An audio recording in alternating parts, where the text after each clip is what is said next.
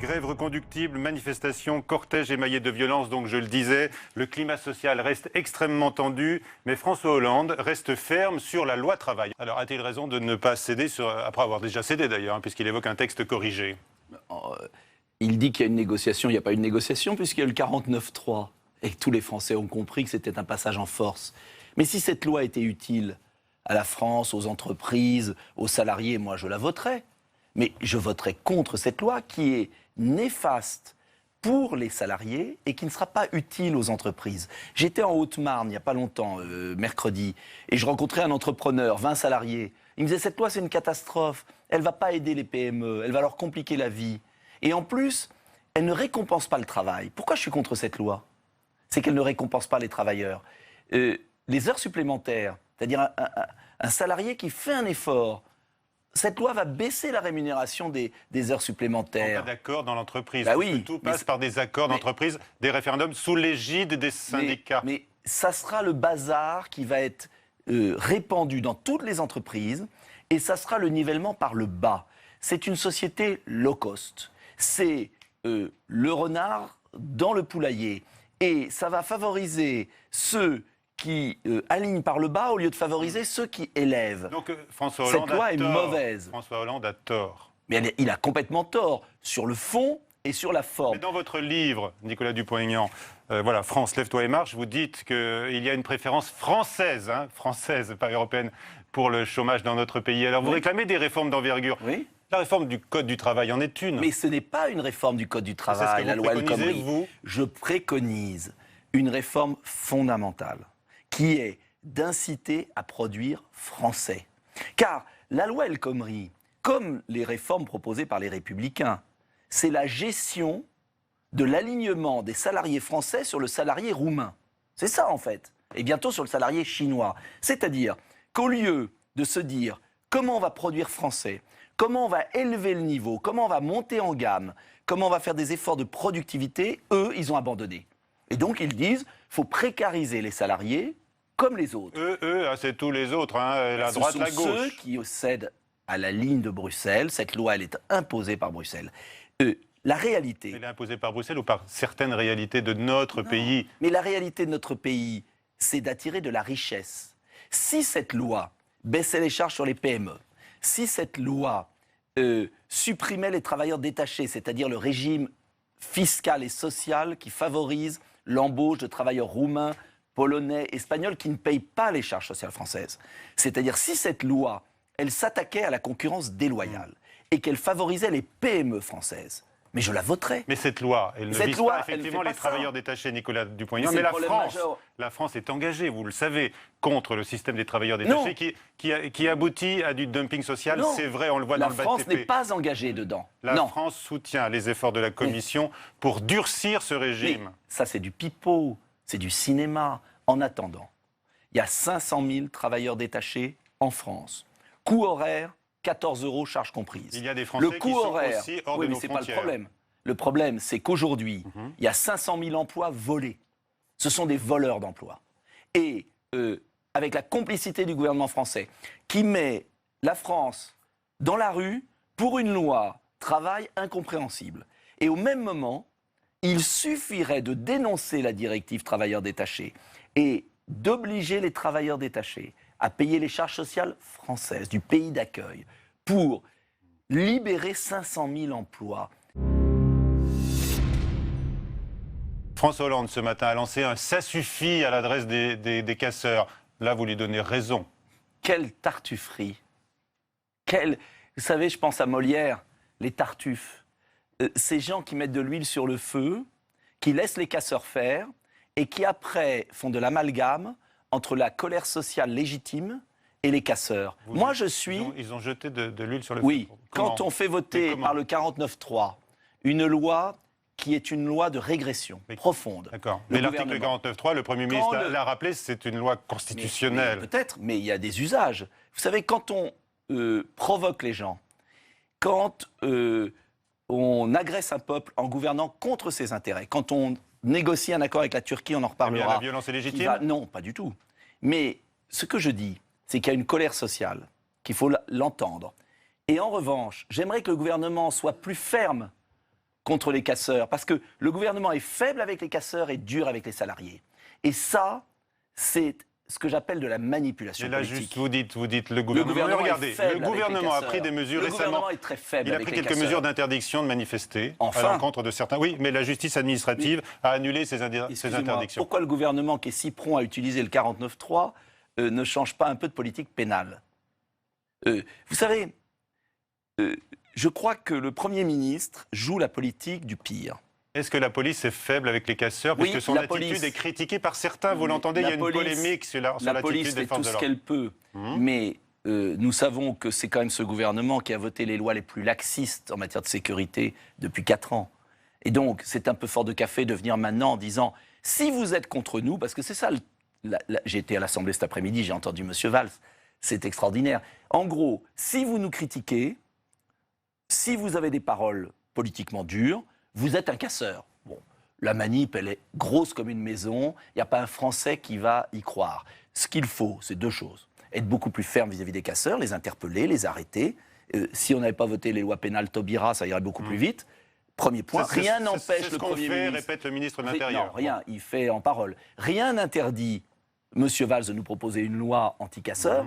Je remarque que c'est d'ailleurs la gauche qui a annulé les lois anti-casseurs régulièrement. Donc, que le gouvernement propose une loi anti-casseurs, que le gouvernement soit ferme contre la chienlit, mais en revanche, qu'on ait encore le droit, en démocratie, de critiquer l'action du gouvernement. Est-ce que vous irez manifester avec les policiers demain? Oui. Et qu'est-ce que vous leur proposez, vous, concrètement? Le problème des policiers, il est double. Il y a un problème de moyens, mais le gouvernement d'avant avait été pire, et c'est pourquoi je l'avais combattu sur certains points, mais il y a un problème de respect. Et ce que je demande, et là c'est la mesure principale, c'est que toute agression contre un policier donne lieu à de la prison ferme. Je suis maire d'une ville de banlieue. Donc des peines planchées, peines planchées de prison ferme, de policiers. C'est gendarmes, pompiers. Premier point, fondamental. Deuxième point, que toutes les insultes, crachats, insultes, prises à partie donnent lieu à inscription sur le casier judiciaire et non pas simplement rappel à la loi. Je demande parallèlement qu'il y ait une présomption de légitime défense, notamment en faveur des policiers. Dans quel cas? Dans les cas les plus graves, c'est-à-dire hold-up à main armée, actes terroristes, c'est-à-dire de permettre aux policiers de réagir alors qu'aujourd'hui, ils sont complètement bloqués. Mais là, il y a des aménagements qui ont été annoncés. Un premier aménagement, le je le sais très ministre bien, qui a de même été l'Intérieur, voté. Un premier aménagement, mais qui est insuffisant. Donc voilà, il y aura une forme d'irresponsabilité pénale pour les policiers. Non. C'est l'idée. Mais vous voulez aller plus loin? Je veux aller sur un point, aujourd'hui, quand un policier est obligé de réagir et qu'il y a doute, il est dans une procédure judiciaire qui va durer 2 ans, où il est sali et il est lavé au moment du procès. Je trouve que c'est particulièrement injuste. Et tous les policiers de France réclament une présomption de légitime défense. Non, on va vous dire c'est un permis de tuer. Mais c'est une idée défendue par le Front National. Et par M. Ciotti, et par Nicolas Sarkozy et par d'autres. D'accord. Et je ne vois pas au nom de quoi je ne la défendrai pas. Ceux qui vont...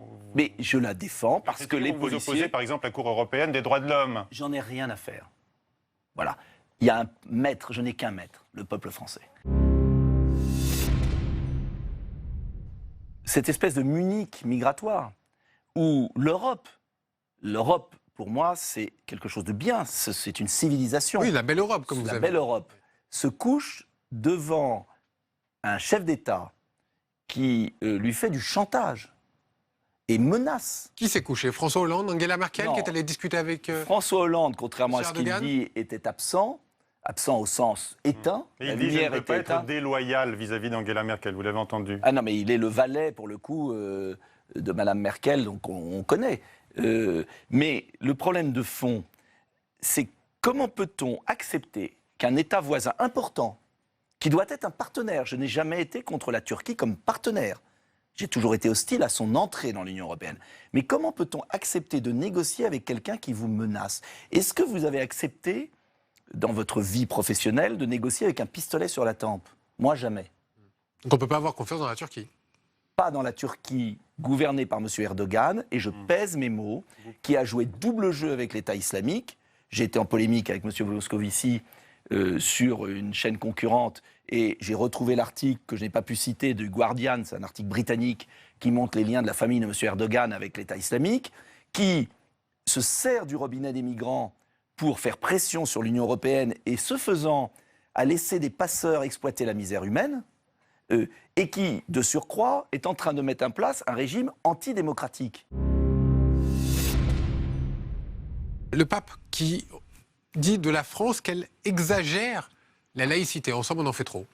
Bah, écoutez, je respecte le pape comme autorité religieuse, mais je crois que c'est l'honneur de la France d'être un pays laïque et que c'est la condition pour permettre aux Français de vivre ensemble, quelle que soit leur religion d'origine ou leur religion présente. Il va un petit peu plus loin, il dit, si une femme musulmane veut porter le voile, elle a totalement le droit de le faire, comme un catholique peut porter la croix. Ça dépend où.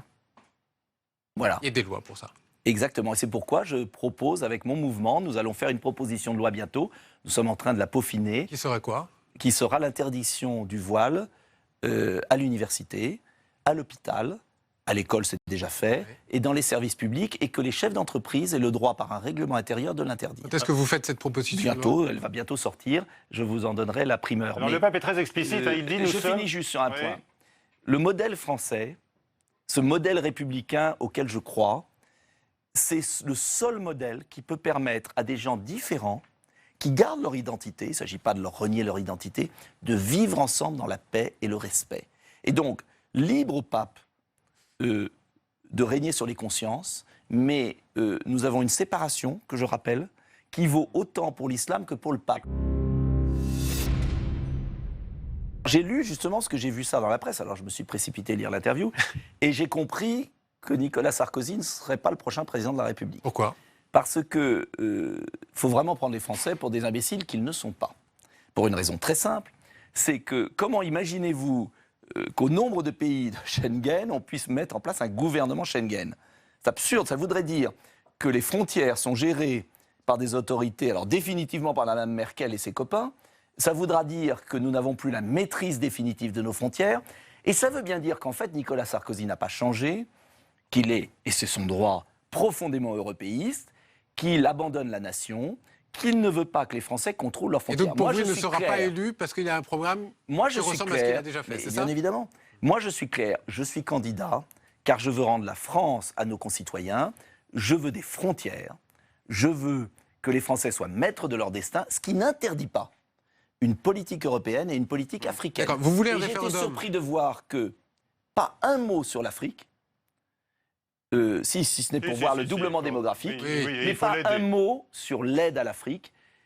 On peut être ferme sur nos frontières nationales, si parallèlement aussi, on met en place un vrai plan Marshall pour développer l'Afrique, car l'enjeu, c'est de stabiliser les populations africaines et de leur donner une dignité et un avenir. Il y a quelque chose qui a dû vous plaire dans cette interview, c'est important. C'est sur le référendum européen, vous le souhaitez, Bruno Le Maire également. Mais en somme, Nicolas Sarkozy vous dit le référendum, ce n'est pas la meilleure façon de répondre à une question si complexe. Et gentiment vous dire, en gros, vous avez tout faux. Il me fait penser à ces avocats du suffrage censitaire et à ce beau texte de Victor Hugo qui expliquait justement que le peuple était tout à fait capable de voter.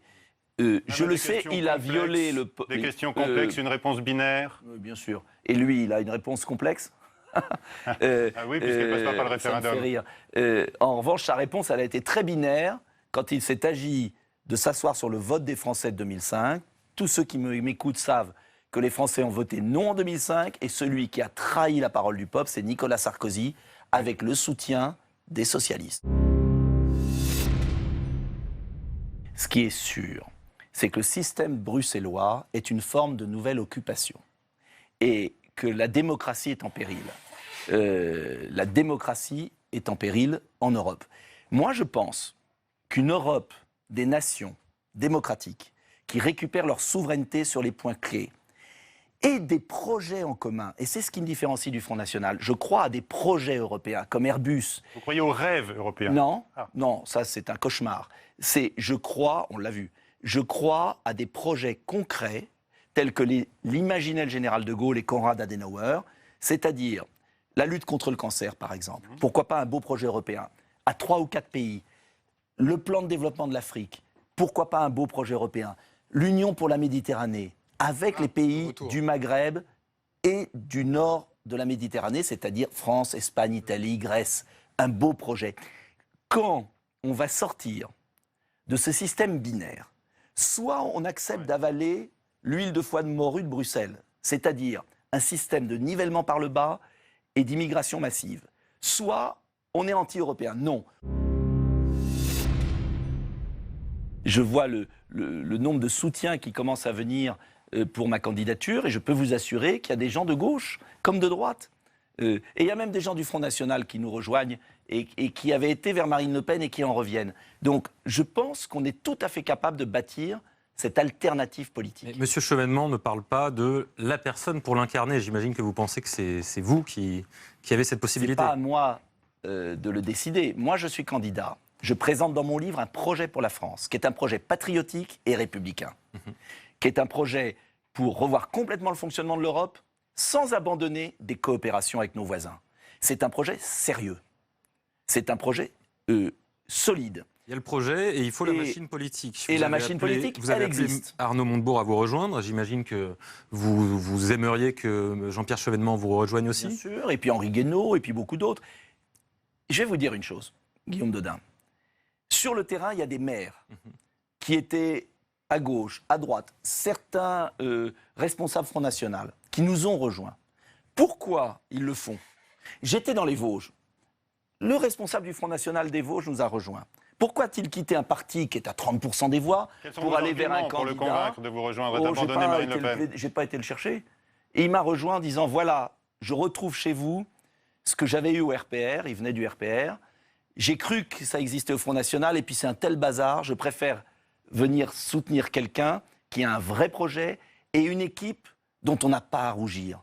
Des élus de terrain, des responsables associatifs, des lanceurs d'alerte comme Stéphanie Gibault, des gens purs, droits, cohérents. Et on va gagner à cause de ça parce que nous sommes des résistants. Nous sommes des résistants et nous luttons, c'est vrai, avec 1000 fois moins de moyens que les autres.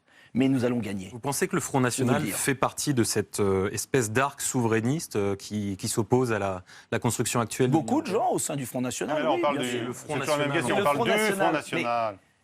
Écoutez, quel Front National? Monsieur Guillaume Dodin, vous le connaissez bien, je crois. Puisque vous il y a une suivez pour direction, l'AFP. Marine Le Pen, que vous connaissez aussi. Donc, c'est beaucoup plus compliqué que ça, vous le savez. C'est le Front National de Jean-Marie Le Pen, c'est le Front National de Gollnisch, c'est le Front National d'Arnoutou, c'est le Front National de Philippot, c'est le Front National, etc. Vous le connaissez bien aussi, hein? Comme observateur, je regarde, Oui, c'est un sacré bazar. Et vous en prenez une partie? Mais voilà. je prends tous ceux qui veulent défendre un patriotisme républicain, qui redresse nos entreprises et qui relocalise 1 million d'emplois, qui rétablit la sécurité en mettant les voyous en prison, qui apprend à lire et à écrire à nos enfants, qui remet l'hôpital public sur les rails, qui renégocie tous les accords européens et qui rend à la France le contrôle de ses frontières. C'est un programme de salut public que je propose, et je le propose avec mon caractère, mes soutiens, dans un esprit de rassemblement gaulliste.